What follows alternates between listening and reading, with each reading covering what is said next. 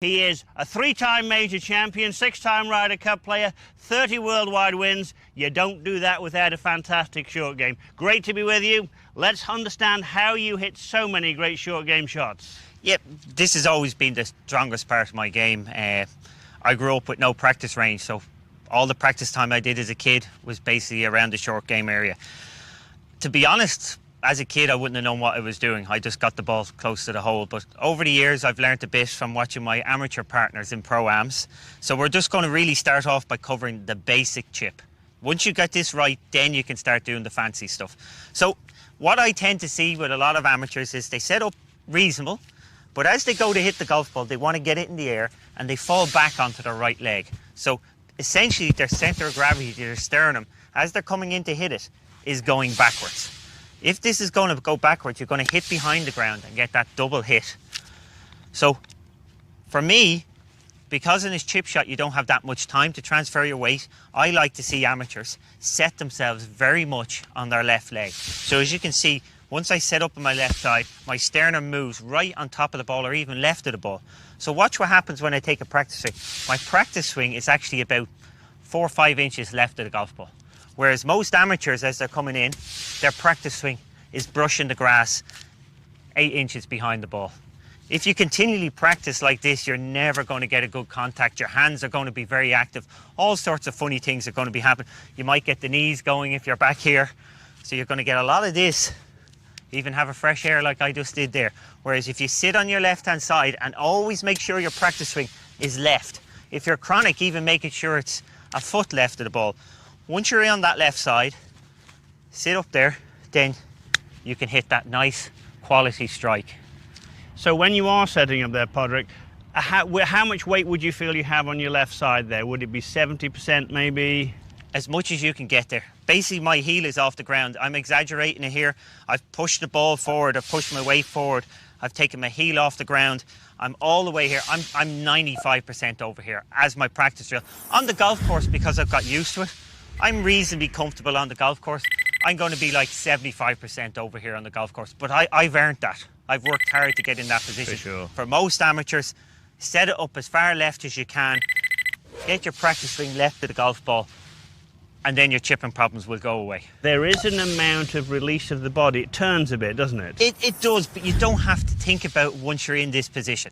It's going to get out of the way. Okay. It is going to, so I'm not consciously going, I've got to turn, because sometimes when people try and turn, the club will get behind and then they'll have to catch up. So the basic chip shot, the basic contact, the mistake you see amateurs make, weight's too far back. So get the weight forwards. They can either be too far back to start off with, or what tends to happen is they start in a reasonable position and move back. They don't have the time to get forward, so they're hitting from behind it. And that means their hands get active and they get this funny sort of hit, all sorts of lack of control. Whereas if they stay here, everything responds. And you can see it's a much crisper action once you're left of the ball. Everything responds to that position. We talked about the basic. Let's talk about club selection now. Where to land the ball, how to see the shot. Yeah, once you've become confident at your basic chip shot, most amateurs will ask me, well, what club should I be playing? How do I play a chip and run? And where should I be landing? Well, straightforward when it comes to what club you're going to be playing. Essentially, I know this is a rule of thumb. Basically, I chip a 9-iron 1/3 of the way and it runs 2/3. I chip an 8-iron 1/4 of the way and it runs 3/4. I chip a pitching wedge 2/5 and it runs 3/5. On a basic green, I chip a sand wedge halfway, a lob wedge 2/3 of the way. That gives me a rule of thumb on a flat green normal, so that I'm not doing something silly when I'm under pressure. Okay, obviously it changes when the greens get firmer and faster, but as a basic rule of thumb, a 9-iron 1/3 of the way in the air, 2/3 of the way running. Okay, outside of that then, we're essentially trying to pick a spot to land it on. I will always say, here we are, we've got 8 yards of fringe and 5 yards of green. For an amateur, if you can use your putter, always use your putter. So my first choice, and you'll see me do this in tournaments, under pressure especially, I will take the putter out. But there's one difference between me and amateurs. I'll have practiced this in my practice rounds so that I understand how much drag there's going to be on the fringe. Now, we all realise the first couple of feet, like if you've only got, say, 6 feet of fringe and you're hitting a long putt, the ball's going to be going too fast through that, so it's not going to make any difference. But here we've got 8 yards of fringe, so I do need to have a feel for this. I already have hit a putt, by the way. This is my first effort at this. So it's going to drag a little bit.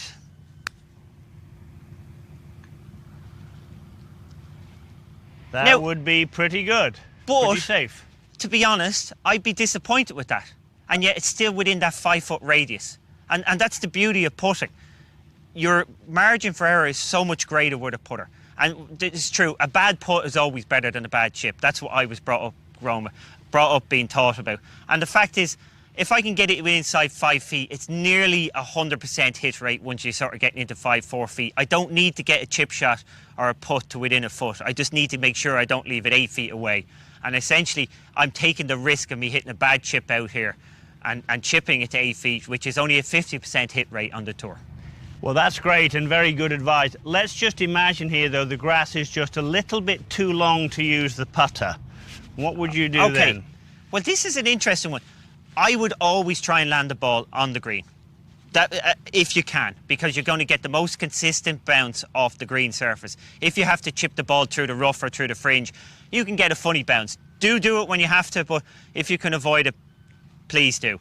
So again, usually I'm picking a club that lands about 2 paces on to give me room for error, that I'm not going to pitch in the fringe, and then I'm going to let it run to the hole.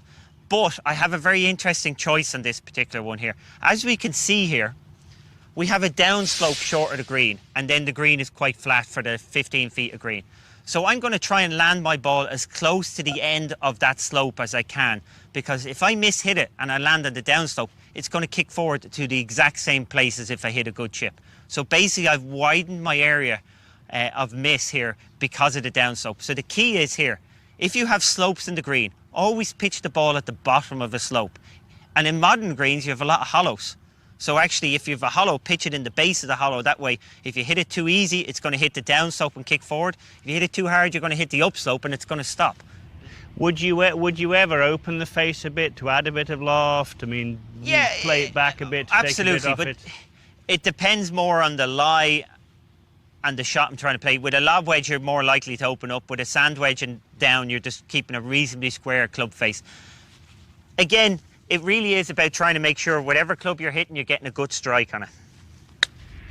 Again, see, I've just jumped that a little bit short and it's kicked forward. So I'm getting the benefit of that downslope there very nicely.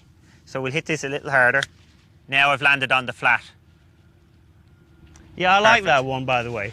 But I know that one went in and that's lovely, but the beauty of that shot was my bad shots are still going to be close enough that they're stone dead, all because I chose the right club. Whereas if somebody picked, which most amateurs will do, they'll pick the lob wedge, they'll need to throw it 2 or 3 yards onto the green, and if they just miss that strike a little bit, it's going to come up 6 feet short.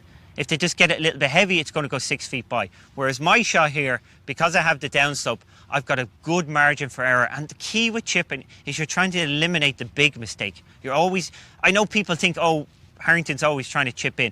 I'm not. I'm trying to take the best option to eliminate big errors